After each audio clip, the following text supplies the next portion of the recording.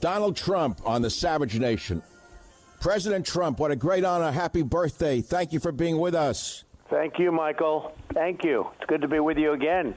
You know, President Trump, many fiscal conservatives have criticized your economic policy of bailing out mega corporations because of the steep job losses due to the coronavirus shutdowns. They don't understand business.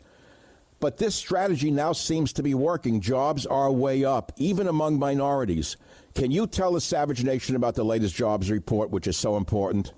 Well, I actually appreciate that question because we had the all-time in history #1 increase in jobs number. Millions and millions of jobs coming back. We're opening up the country. It's doing well.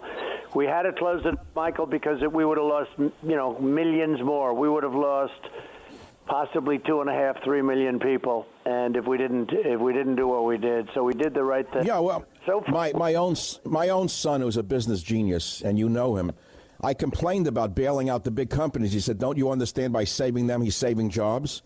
Saving jobs, and plus you don't want to lose the big companies. I mean, they're making great product. They're selling the product all over. But, like the airlines, we had to bail out the airlines. A rough business, but a very important business for our country. But the job numbers came back, and you saw them announced a week ago, the highest number ever announced, and nobody got it. Wall Street, they had 119 analysts. Not one analyst predicted it right, which makes me feel good. So the job... Well, it's the same like the pollsters who were saying, Trump's down, Biden's up. They gave him an eye job. Suddenly they wheeled him out of the basement. They're making him look like he is, and he's a hologram. But did you know Politico came out this morning, President Trump, and said that they're seeing your reelection through a landslide? Well, I feel that it's very interesting. I saw that, and I'm honored by that. And I guess Michael Moore said the same thing, or Michael Moore made a statement that he won, he's going to win again, Well, if I don't win, the country's going to be in big trouble because I see what's going on with the party, whether it's Seattle or these marches or the rioting and the looting, all of the things. This country would be in such trouble. I will say this. I've never seen spirit. Not even last time, not even in 2016, because then they didn't really know. They didn't know exactly, I didn't do it yet politically. And now I've done it with the tax cuts, the regulation cuts, the rebuilding of the military, Space Force, all of the things that we've done. And they said, I've never seen such spirit. We went up to Maine last week, Maine, and I won half of Maine. It's actually 2 votes.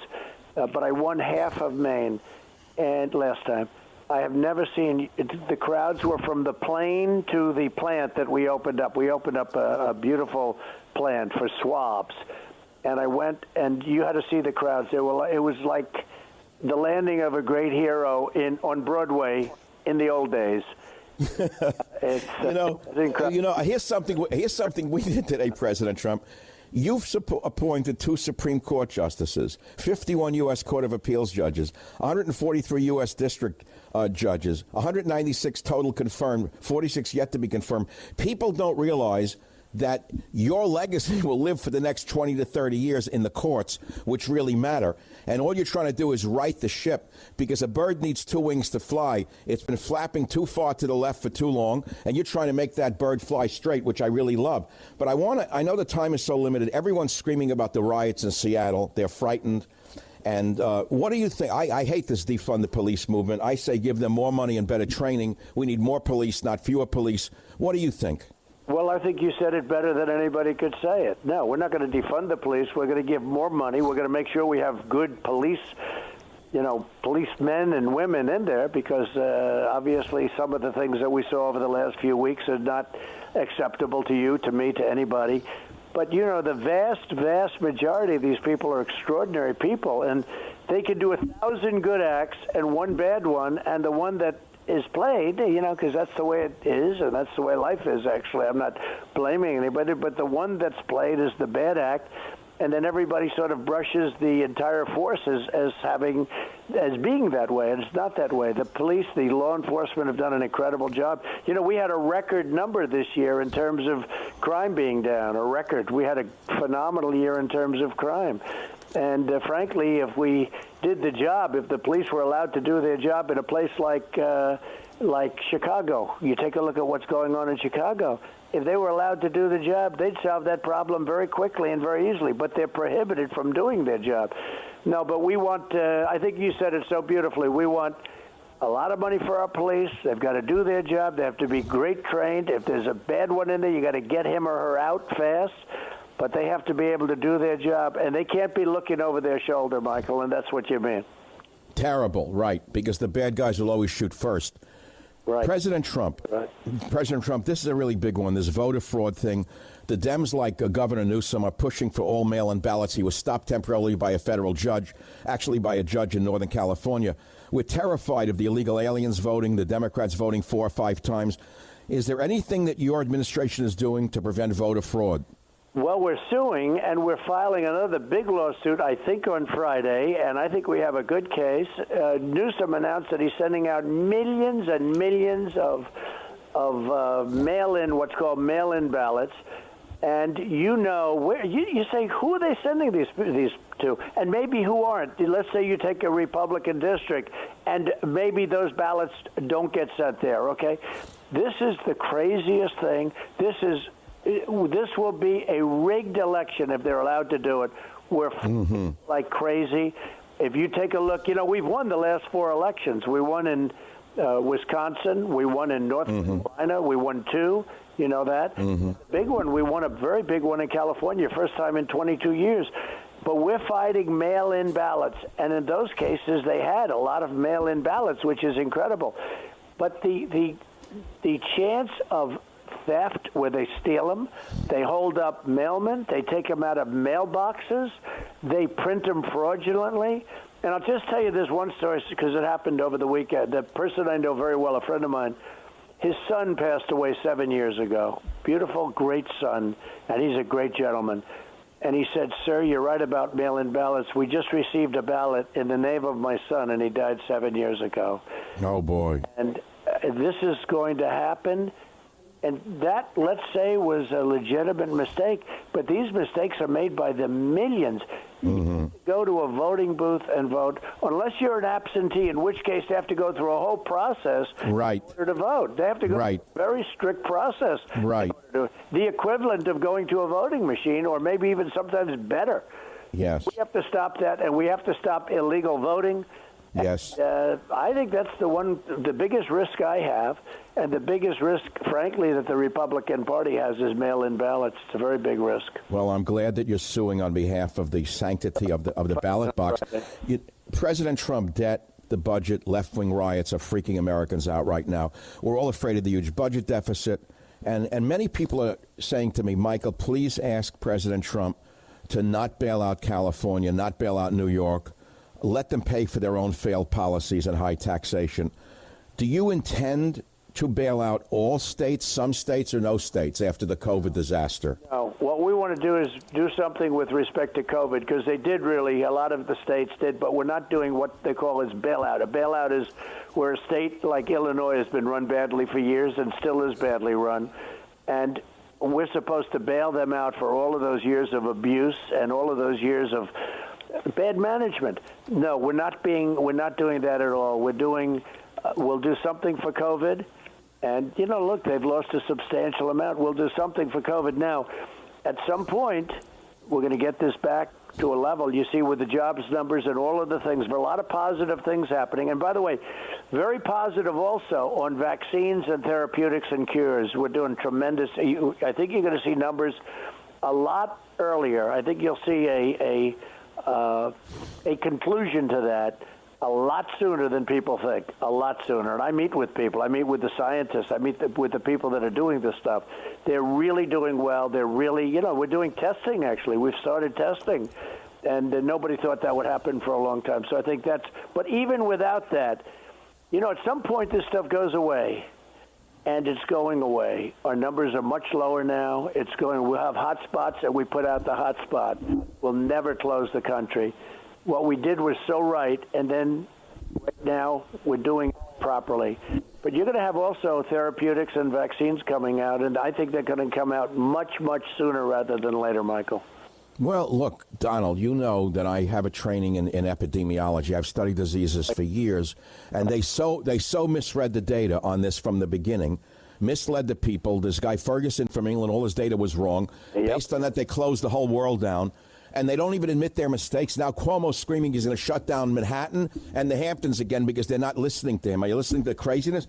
But I want to ask you one last question. Wanting to do that for politics, Of the power madness. Yeah, well, and he'd like to see that for November, because if you can do that till November, the economy won't advance as much as I say it should advance, because we're really advancing rapidly with jobs and everything else, much further along than people would. You know, I built the greatest economy during my administration in the history of the world. We never had better numbers. It's job numbers for African American, Asian American, Hispanic American, and now all of a sudden we had to turn it off. We did the right thing. We saved millions of lives, and now we turn it back on. Somebody like Cuomo may be doing that for political reasons, because the comeback would not be as great, but it's going to be a great comeback regardless. President Trump, everything that you do seems to be an uphill battle with the left, and sometimes even your own party is against you. You know, in a general way, did you expect this much resistance when you were first planning on becoming president? No. First of all, I thought success. I knew I was going to be successful, and no president's ever done what I've done in the first 3.5 years. Whether you look at all of the taxes, all of the rebuilding of the military, look at what we've done with choice for the vets. We got choice approved and accountability approved. But we got choice approved where the vets can go see a doctor now. We pay for the doctor as opposed to waiting in line for 2 months. I mean, the vet stores, you don't hear about the vets. You know, I just heard the approval rating for the VA is up 40% from what it was in the old days of your friend Obama. My good friend Obama. I really love that presidency. No, and I have to do that to you. But you know what? Up 40%. The VA is running well. It's all running well. Then we got hit by the Chinese sent us a little gift, and we're not going to forget it. That should never have happened. They should have contained it. They could have contained it. They did contain it for the rest of China, but they didn't contain it for the rest of the world, including Europe and the United States. So not a good thing. But we've got it back on track, and it's going fast. It's going faster than people would have thought. You know, you mentioned China. They colluded with WHO to cover up the pandemic at a time when we had a chance to stop it if they had only disclosed it.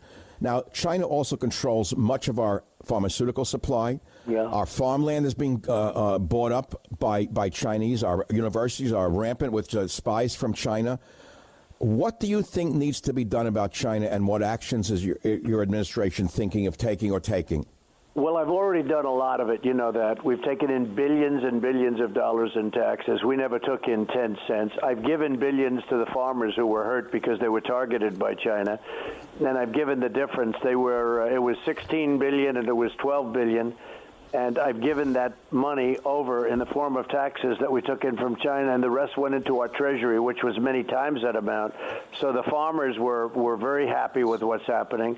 And we're doing things that have been very strong. In addition, I made a trade deal with China, which, frankly, so far they're living up to, which is some people are surprised by that, but they're living up. They're buying a lot of stuff. But the day we got hit with this COVID, or whatever you want to call it, a lot of different names. People call it by many different names, some of them very insulting to China. But the day we got hit with this disease, my whole feeling felt the ink wasn't even dry on this trade deal. It was a great deal, $250 billion they're supposed to put into our country a year. The day that came in, I was very happy. And then when I heard that the flu, the virus, was coming in, something coming in, sir, the plague is coming in from China, I felt very much different about the deal that we had made, which was a great deal, because we've never had a deal with China. But China was ripping off this country $530 billion a year. Think of it, $530 billion a year, ripping us off for years. I got elected because of, that was one of the, and not only China, everybody else also. And we've renegotiated a lot of those deals, Michael. We've made them from bad deals to great deals. South Korea is an example, where we had a horrible deal that was supposed to create jobs, and we lost jobs with it. We've renegotiated those deals. We've done a lot of that. But we made this great deal with China, but I feel differently about it now since we got hit with their present. President Trump, before you go, I just want to say this for myself and all my listeners. We know that America's survival hangs in the balance. We make no bones about the fact that it's either you or total chaos in this country. Biden is a front man for the most extremist, left-wing fanatics I've ever seen in my lifetime. I don't mind a decent liberal. I grew up with them. I understand them. These people, President Trump, are not liberals. You know that better than I do. Yep. These people are fanatics. Yep. They would destroy everything, not only that you created, but that all of our ancestors created in this country. And that is why I said before you came on the show, I back you 100%, and I will right through the election. And I want to thank you very much for putting up with the crap you've had to put up with. Every man I've talked to said, why doesn't he just give the keys back and walk away? They couldn't take what you've taken. Well, it's an honor that you say that, and you were my friend from the beginning, and you were there long before people thought I'd win, and right from the escalator ride down, if you remember those conversations. And you really understand what's going on. You have a lot of street smarts, common sense, and just smart. But I will say this. It's a disgrace what's going on. And when you see Seattle being taken, we're not talking about, a local town. We're talking about a great city. President Trump, I could listen to you for another hour. The guys are screaming at me that you've got to go. And that I guess I've got to say, I pray to God that you come back again on the Savage Nation.